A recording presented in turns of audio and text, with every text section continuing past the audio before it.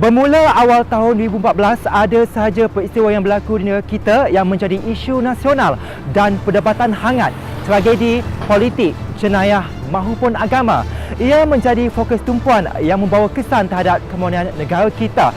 Jadi saya buka gelanggang jendela tempatan dengan tragedi duka MH370 dan MH17. Apakah lagi agaknya bencana yang bakal melanda Malaysia selepas ini? Itu mungkin persoalan yang menebak setiap hati rakyat Malaysia ketika ini.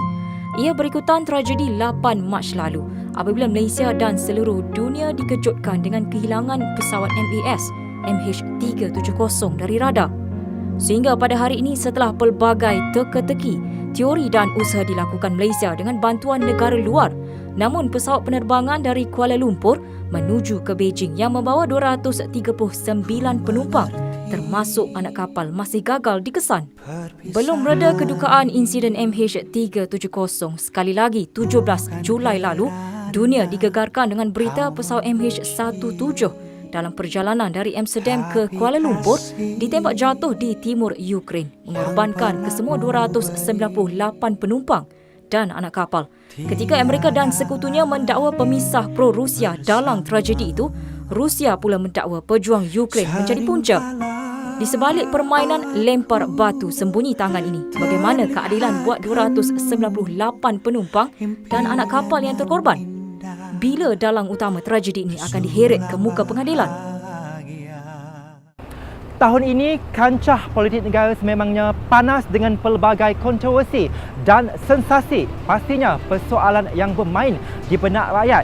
Ketika satu persatu drama dicetuskan oleh ahli politik, bagaimana pula dengan amanah mereka? Adakah terabai dek telagah yang tiada hujungnya?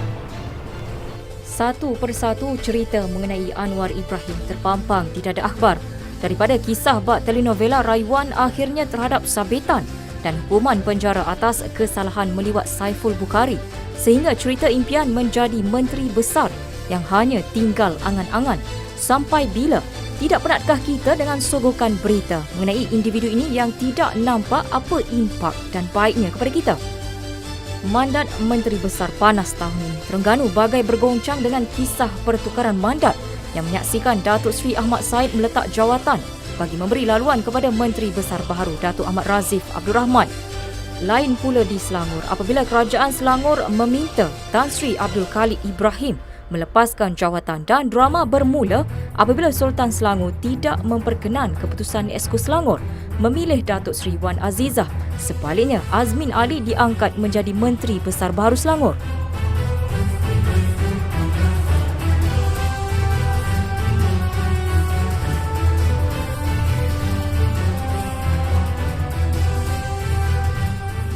Malaysia turut terkena tempias isu pengganas IS di Syria apabila rakyat Malaysia didakwa turut terlibat dengan pergerakan militan IS. Ia diikuti dengan siri penahanan beberapa rakyat Malaysia yang didapati mempunyai kaitan dengan IS. Juga, Wisma Putra mendedahkan dakwaan mengatakan 15 rakyat Malaysia yang menyertai militan IS terbunuh di Syria.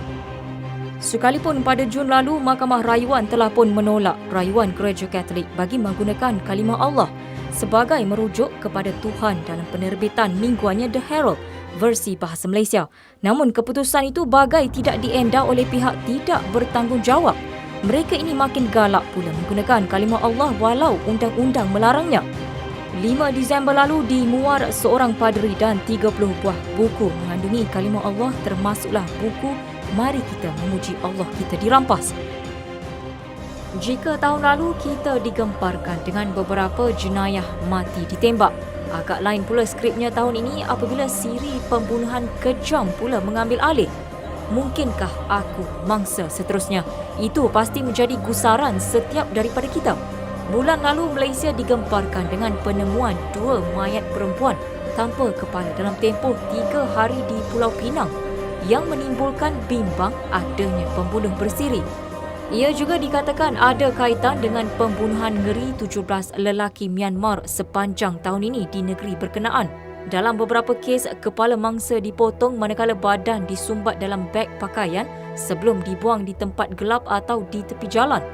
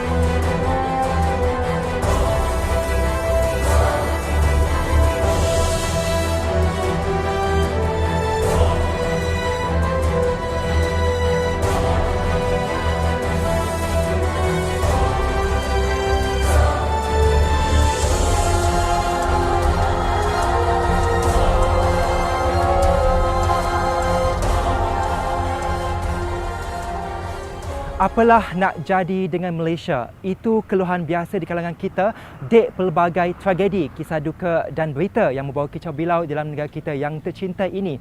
Ada baiknya daripada kita hanya terus mengeluh sahaja. Jadikan peluang ini untuk kita memuhasabah diri dan sedar dengan peranan kita sebagai rakyat Malaysia supaya musibah tidak terusan berlaku di negara kita Malaysia, bumi bertuah ini.